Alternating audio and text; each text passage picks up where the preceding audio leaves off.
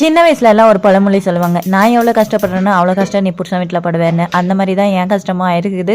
சின்ன வயசுலலாம் அம்மா சமைக்கும்போது ஒரு நாள் கூட கிச்சனில் எட்டி பார்க்க மாட்டேன். ஆனால் இப்போ கிச்சன்லேயே இருக்க வேண்டியதாக இருக்குது. சண்டே வந்தாலே என் ஹஸ்பண்டுக்கு ஜாலி டே தான். ஏன்னா ஓடுறது பறக்கிறது மிதக்கிறது எல்லாமே ஒரே நாள் வச்சு சாப்பிட்ற மாதிரி ஏனோ ஆள். நான் மணிக்கணக்கில் நின்று சமைச்சு செஞ்சாலுமே அந்த சாப்பாடு தொண்டையிலேயே இறங்காது. ஏன்னா அந்த ஸ்மெல்லு பிடிச்சே வயிற்ற ரொப்பிடுவோம் நம்ம. எத்தனை பேருக்கு இந்த மாதிரி நடக்குதுன்னு என் கமெண்ட்டை சொல்லுங்கள். எனக்கு சுத்தமாகவே சாப்பிட மாட்டேன். சண்டேனாலே சாப்பிடவே மாட்டேன். செஞ்சதெல்லாம் நாமளே மணிக்கணக்காக உட்காந்து சாப்பிட்ட மாதிரி சிங்க் நிறைய பாத்திரமே இருக்கும். அதெல்லாம் விளக்குறதுக்கே 4 மணி நேரம் ஆகிடும். அன்றைக்கி பார்த்தீங்கன்னா ஆச்சா ஆச்சான்ற ஒரு குரல் மட்டும் கேட்டுக்கிட்டே இருக்கும். யாருன்னு திரும்பி பார்த்தா ஹஸ்பண்ட் தான். வாங்கிட்டு வந்து கொடுக்குறதே லேட்டு. இதில் 1 மணி நேரத்தில் எல்லாத்தையும் செய்யணும். ஓடுறது பறக்கிறது எல்லாமே என்ன நம்மளால் முடியுமா? இருக்கிறதா வைக்க முடியும். சரி இதுதான் இருக்குது சாப்பிட்டு பாரு அப்படின்னு சொல்லிட்டு தட்டில் வச்சு கொடுத்தாச்சு. நம்ம வீட்டில் பிரியாணி, முட்டை, கபாபு, மட்டன் ஃப்ரை, மட்டன் குழம்பு, ரைத்தா. இதுதான் அன்றைக்கி லஞ்சு ஸ்பெஷல். என்னுடைய சண்டே இப்படி தான். உங்கள் சண்டேலாம் எப்படி?